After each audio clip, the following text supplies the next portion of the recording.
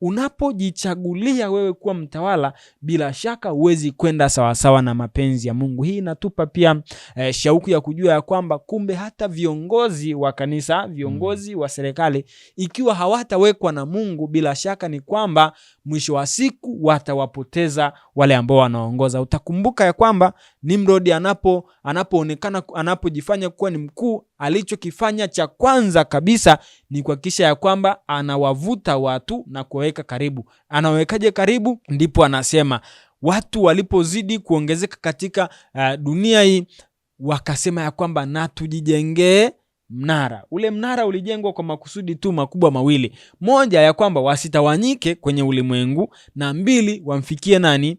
Wamfikie Mungu. Ili hapa ndipo ambapo uasi unaanza kuonekana wa Nimrod. Anataka awakusanye watu, jambo ambalo Mungu alinena na Nuhu akimwambia kwamba mkatawanyike katika ulimwengu wote na kuijaza nini?